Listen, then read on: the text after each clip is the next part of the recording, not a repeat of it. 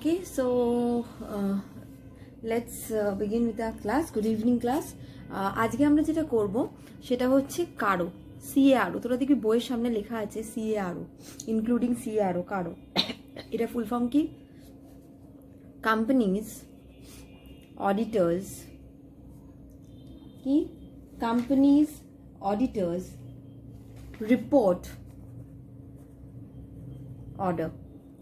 কারো 2016 companies auditors report দেখা যাচ্ছে, হ্যাঁ, companies auditors report order। কারো, আচ্ছা, এই কারো তোরা হয়তো অনেকেই বইতে পাবি না, বাট যেহেতু এটা সিলেবাসে লেখা আছে সো আমি করিয়ে দিচ্ছি কারোটা। So companies auditors report order আবার অনেক নতুন বইতে অবভিয়াসলি মনে হয় ইনক্লুড করে দিয়েছে, ঠিক আছে? সো দেখিস খুঁজে যদি থাকে, কোম্পানিজ অডিটর্স রিপোর্ট অর্ডার। আচ্ছা, সো কারো কি? কারোর ফার্স্টে অ্যাপ্লিকেবিলিটি কি হয়? ইট is applicable on all companies, সমস্ত কোম্পানিজ ইনক্লুডিং আ ফরেন কোম্পানিতে অ্যাপ্লিকেবল, ঠিক আছে? এগুলো তো আর আমি কোম্পানি ল চ্যাপ্টার আর বোঝাবো না, আগে ফরেন কোম্পানি বলে। So it is applicable all companies including a foreign company, but they are certain exemptions, মানে কিছু কিছু কোম্পানির ওপরে এটা অ্যাপ্লিকেবল নয়। তারা কারা দেখবি? সব নামগুলো শোনা শোনা লাগছে। Banking company, number 2 insurance company, number 3 section 8 company. কি বলতো রে? সেকশন 8 কোম্পানি পড়িয়ে তো পাগল করে দিয়েছিলাম। সেকশন 8 কোম্পানি, চ্যারিটেবল কোম্পানি, মনে আছে? Charitable company, section 8 company. OPC শোনা শোনা লাগছে একটু। ওপিসি কি বেশ একটা ছিল, মাথায় আসছে না।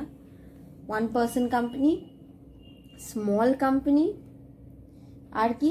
স্মল কোম্পানি, আর হচ্ছে প্রাইভেট কোম্পানি। ফার্স্ট আগে এই কটা মনে রাখ, কি কে? Banking, insurance, section 8, that is charitable, OPC, small company.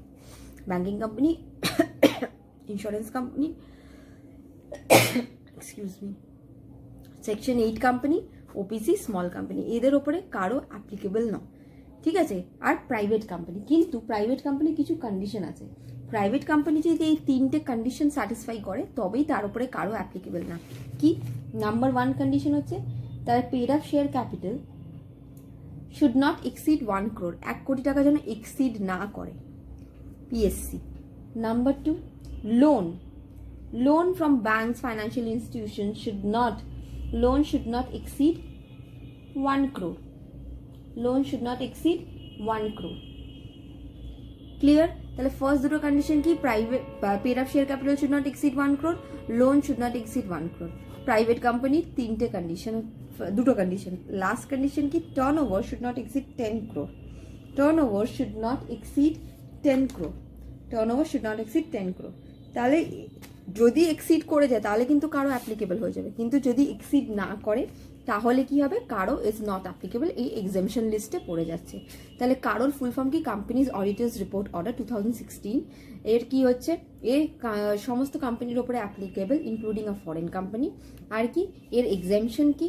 এক্সামশনস হচ্ছে এ ব্যাংকিংয়ের ওপরে অ্যাপ্লিকেবল না, ইন্স্যুরেন্সের ওপরে অ্যাপ্লিকেবল না, সেকশন 8-এর ওপরে নয়, তোর ওপিসির ওপরে নয়, স্মল কোম্পানির ওপরে, private company, provided that the private company ফুলফিলস 3 conditions. What are the 3 conditions? Paid up share capital should not exceed 1 crore, loan should not exceed 1 crore, turnover should not exceed 10 crore.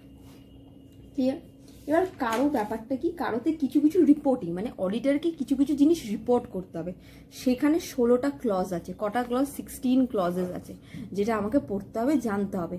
So তোদের এটা অতটাও in-depth জানার দরকার নেই, but 16টা clause ওপর দিয়ে একবার একটা গ্লান্স আমি করে দেবো। এটাই এই চ্যাপ্টারের লাস্ট আর আমার সিলেবাসের লাস্ট। ক্লিয়ার? এটা এই চ্যাপ্টারেরও লাস্ট, এটা আমার সিলেবাসেরও লাস্ট।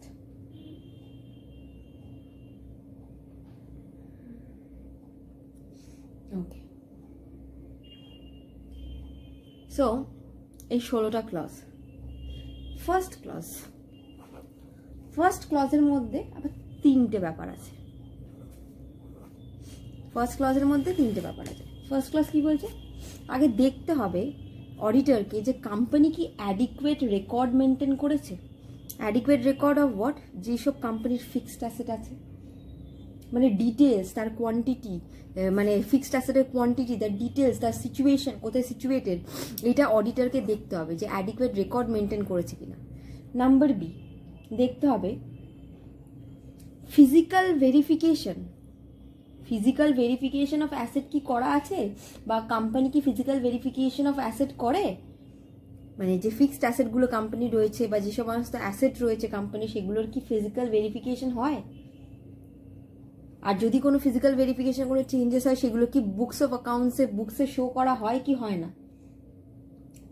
ঠিক আছে, কোনো যদি মেটেরিয়ালের কোনো ডিসক্রিপেন্সিস পাচ্ছি, কোনো রকমের কোনো ঝামেলা, তাহলে সেইগুলো কি বইতে শো করা হচ্ছে? তাহলে নাম্বার 1 কি, ক্লজ নাম্বার 1-এর মধ্যে ফার্স্ট পার্ট কি, adequate record of fixed asset maintain করা আছে কি নেই সেটা অডিটর চেক করবে কোম্পানি মেনটেন করেছে কিনা। এবার কোম্পানি কি চেক করবে, যে ফিজিক্যাল ভেরিফিকেশন ম্যানেজমেন্ট, মানে যেটা অর্গানাইজেশনের ম্যানেজমেন্ট কি ফিজিক্যাল ভেরিফিকেশন করে সমস্ত অ্যাসেটের, আর যদি কোনো ডিসক্রিপেন্সি পায় সেগুলো কি বুকস অফ অ্যাকাউন্টস বুকসে কি রেকর্ড হয় কি হয় না, এটা অডিটর চেক করবে। আর লাস্ট টাইটেল ডিড মানে ওনারশিপের যে did, title did of immovable property, এখানে আমরা কিন্তু ইমুভেবল ফিক্সড অ্যাসেটের কথাই বলছি। Title did of immovable property, সেই সমস্ত মানে যত ইমুভেবল প্রপার্টি কোম্পানির নামে আছে সেগুলো সমস্ত টাইটেল ডিড কোম্পানির কাছে প্রেজেন্ট তো। তাহলে অডিটর ফার্স্ট ক্লজে কি চেক করবে? ফার্স্ট ক্লজে চেক করবে যে adequate record of fixed asset আছে তো। কোম্পানি ফিজিক্যাল ভেরিফিকেশন, কোম্পানি যে ম্যানেজমেন্ট সেটা কি এই ফিক্সড অ্যাসেটের ফিজিক্যাল ভেরিফিকেশন করে? আর যদি করে, আর যদি কোনো কিছু ডিসক্রিপেন্সি পায়, কোনো ঝামেলা, কোনো গন্ডগোল, সেগুলো কি বুকসে রেকর্ড হচ্ছে? আর এই যে এতগুলো ফিক্সড অ্যাসেট কোম্পানি ক্লেম করছে যে ABCD সব আমার কোম্পানির, কিন্তু এই ABCDর যে টাইটেল ডিড সেগুলো কোম্পানির কাছে আছে তো, প্রেজেন্ট আছে তো। কারণ আমি বলতে পারি এটাও আমার অ্যাসেট, ওটাও আমার অ্যাসেট, কিন্তু এটা আমার অ্যাসেট তখনই হবে যখন ওটার ওনারশিপ আমার কাছে থাকবে। তো সেই ওনারশিপটা আমার কাছে আছে কি আছে না সেটাও দেখতে হবে। Is it clear? Next number 2 clause, আমার নাম্বার 2 ক্লজ হচ্ছে ইনভেন্টরি। এবার আমি চলে আসি ইনভেন্টরি পোর্শনে। কোম্পানিকে কি করতে হবে, মানে কোম্পানিকে না, অডিটরকে দেখতে হবে যে ম্যানেজমেন্ট কি ফিজিক্যাল ভেরিফিকেশন করছে, ম্যানেজমেন্ট কি ফিজিক্যাল ভেরিফিকেশন অফ ইনভেন্টরি করে রিজনেবল ইন্টারভেল। কি বললাম, ম্যানেজমেন্ট কি ফিজিক্যাল ভেরিফিকেশন করে ইনভেন্টরির at reasonable interval of time, মানে একটা টাইম ইন্টারভেলে কি ফিজিক্যাল ভেরিফিকেশন অফ কোম্পানি যত ইনভেন্টরি আছে সেটা কি ম্যানেজমেন্ট করছে? আর যদি করে থাকে, আর যদি কোনো ডিসক্রিপেন্সি পায়, সেটা কি বুকস অফ অ্যাকাউন্টসে রেকর্ড হচ্ছে? তাহলে ফার্স্টে কি ছিল, 16টা ক্লজের ফার্স্ট ক্লজ ছিল হচ্ছে ফিক্সড অ্যাসেটকে নিয়ে। ফিক্সড অ্যাসেট কতটা মানে অ্যাডিকুয়েট রেকর্ড মেনটেন করা আছে তো ফিক্সড অ্যাসেটের, যদি ফিজিক্যাল ভেরিফিকেশন হয় দ্যাট রিজনেবল ইন্টারভেল ফিক্সড অ্যাসেটের, টাইটেল ডিডটা রয়েছে তো। আর কি নাম্বার 2 হচ্ছে কি ইনভেন্টরি। ম্যানেজমেন্ট কি কোম্পানির ম্যানেজমেন্ট কি ইনভেন্টরির ফিজিক্যাল ভেরিফিকেশন করে? আর যদি ফিজিক্যাল ভেরিফিকেশন করে, আর যদি কোনো কিছু ডিসক্রিপেন্সি থাকে, সেগুলো কি বুকস অফ অ্যাকাউন্টসে রেকর্ড হয় কি হয় না? অডিটরকে এগুলোকে চেক করতে হবে। হলো নাম্বার 3 কি, নাম্বার 3 হচ্ছে তোর লোন টু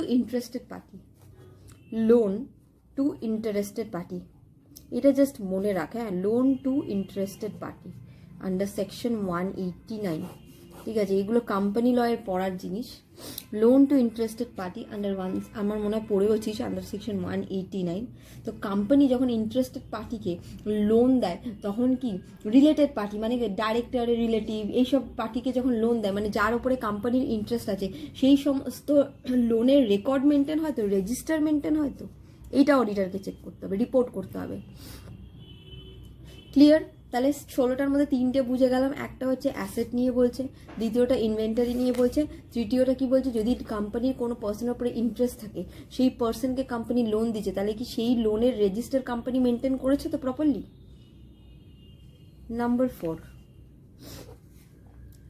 4, যদি কোম্পানি কোনো রকমের লোন, ইনভেস্টমেন্ট, গ্যারেন্টি, সিকিউরিটি, এই সমস্ত কিছু যদি কোম্পানি করে থাকে, লোন, ইনভেস্টমেন্ট, গ্যারেন্টি, সিকিউরিটি যদি করে থাকে, তাহলে দেখতে হবে এই লোন, ইনভেস্টমেন্ট, গ্যারেন্টি, সিকিউরিটির সেকশন হচ্ছে সেকশন 185 অ্যান্ড সেকশন 186। অডিটরকে দেখতে হবে, কোম্পানিকে না, অডিটরকে দেখতে হবে যে এই সেকশন দুটো ফলো করা হয়েছে কি হয়নি, এই সেকশন দুটো ফলো করা হয়েছে কি হয়নি। লোন ইনভেস্টমেন্ট গ্যারেন্টি সিকিউরিটি যদি কোম্পানি করে থাকে, তাহলে company must follow the company law, that is the section 185 and section 186।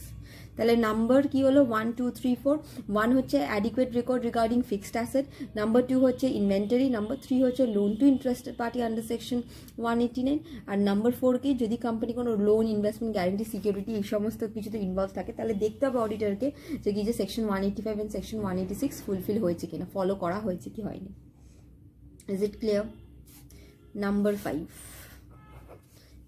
5, যদি কোম্পানি পাবলিক ডিপোজিট এই সমস্ত কিছুতে ইনভলভ আছে, নিয়ে রেখেছে, তাহলে পাবলিক ডিপোজিটের সেকশন কোম্পানি ফলো করছে কি করছে না, এইটা অডিটরকে চেক করতে হবে। পাবলিক ডিপোজিটের সেকশন 73 থেকে 676A, হ্যাঁ কোম্পানিকে যে এত তো তোরা মনে রাখতে পারবি না, তোরা জাস্ট বলবি যে if company is taking public deposit the client, মানে ক্লায়েন্ট মানে কি, অডিটরের ক্লায়েন্ট মানে হচ্ছে আমার কোম্পানি।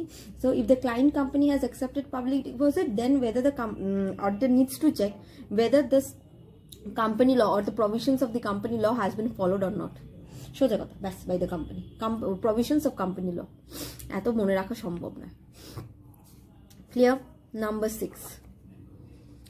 6, কস্ট অ্যাকাউন্টিং রেকর্ডস কোম্পানির কাছে আছে কিনা, মানে সেকশন 148। ঠিক আছে, যার উপরে সেকশন 148 অ্যাপ্লিকেবল, তার সে কস্ট অ্যাকাউন্টিং রেকর্ডস মেনটেন করছে কিনা, দেখতে হবে। Number 7, statutory dues.